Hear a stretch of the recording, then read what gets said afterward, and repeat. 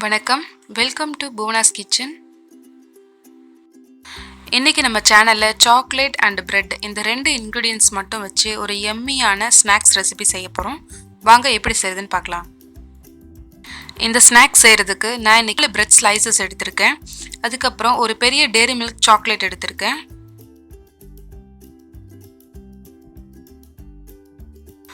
First ஒரு bread slices எடுத்துக்கோங்க. அப்புறம் இந்த மாதிரி ஒரு சின்ன டிஃபன் பாக்ஸ் எடுத்துக்கோங்க. அதை பிரெட்டோட சென்டரை வச்சு நல்லா ப்ரெஸ் பண்ணிவிட்டு ரவுண்ட் ஷேப்பில் கட் பண்ணி எடுத்துக்கோங்க.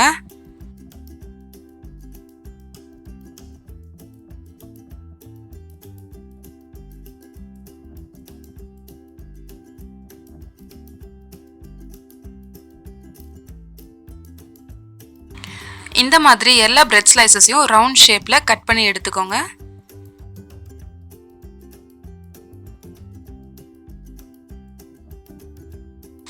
நெக்ஸ்ட் ஒரு சின்ன பவுல் எடுத்துக்கோங்க. பவுலில் ஒரு 4 டேபிள் ஸ்பூன் மைதா சேர்த்துக்கோங்க. இதில் கொஞ்சமாக தண்ணி சேர்த்து நல்லா திக்காக ஒரு பேஸ்ட் கன்சிஸ்டன்சிக்கு மிக்ஸ் பண்ணி எடுத்துக்கோங்க.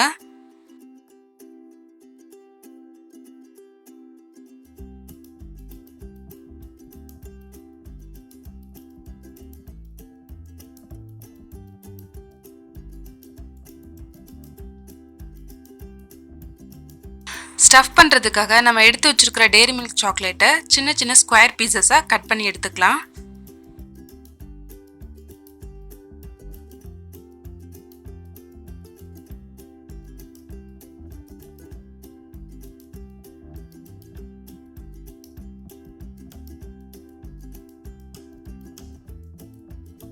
நம்ம கட் பண்ணி வச்சுருக்கிற பிரெட் ஸ்லைசஸில் இப்போ சாக்லேட்டை வச்சு நம்ம ஸ்டஃப் பண்ண போகிறோம்.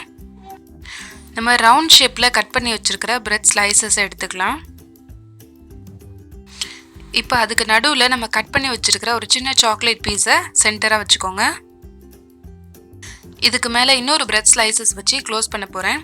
இந்த 2 கார்னர்ஸ்லேயும் நம்ம மிக்ஸ் பண்ணி வச்சுருக்கிற மைதாவை வச்சு நல்லா கொட்டி விட்டுறலாம்.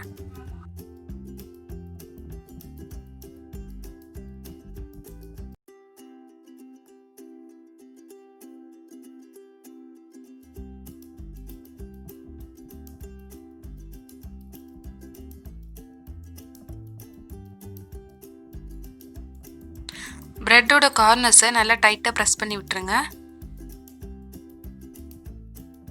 எல்லா பிரெட் ஸ்லைசஸையும் இந்த மாதிரி ஸ்டஃப் பண்ணி நம்ம ரெடி பண்ணி வச்சுக்கலாம்.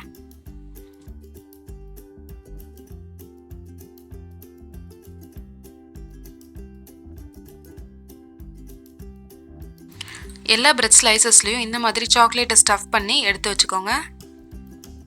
இப்போ நம்ம இதை ரோஸ்ட் பண்ணி எடுத்துக்கலாம். ஸ்டவ் ஆன் பண்ணிவிட்டு ஒரு பேன் வச்சுக்கோங்க. பேன் ஹீட் ஆனதும் அதில் கொஞ்சம் நெய் சேர்த்துக்கோங்க.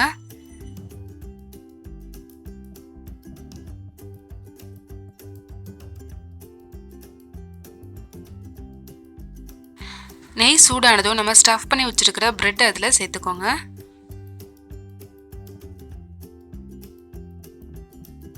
ஸ்டவ் மீடியம் ஃப்ளேமில் வச்சுட்டு 2 பக்கமும் நல்ல ப்ரௌன் கலரில் வர வரைக்கும் ரோஸ்ட் பண்ணி எடுத்துக்கோங்க.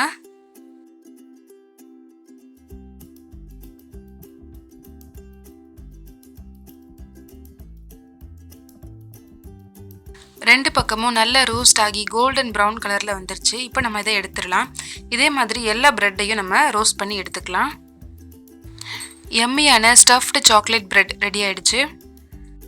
இது சாப்பிடும்போது மேலே கிறிஸ்பியாகவும் உள்ளே நம்ம ஸ்டஃப் பண்ண சாக்லேட் நல்லா மெல்ட் ஆகி சாப்பிடும்போது நல்ல ஒரு டேஸ்ட்டாக இருக்கும். இந்த ரெசிபி உங்களுக்கும் பிடிச்சிருக்குன்னு நினைக்கிறேன். கண்டிப்பாக நீங்களும் வீட்டில் ட்ரை பண்ணி பாருங்கள். உங்கள் குட்டீஸ்க்கு செஞ்சு கொடுங்க. இந்த வீடியோ உங்களுக்கு பிடிச்சிருந்ததுன்னா லைக் பண்ணுங்கள், ஷேர் பண்ணுங்கள், சப்ஸ்கிரைப் பண்ணுங்கள். தேங்க்யூ.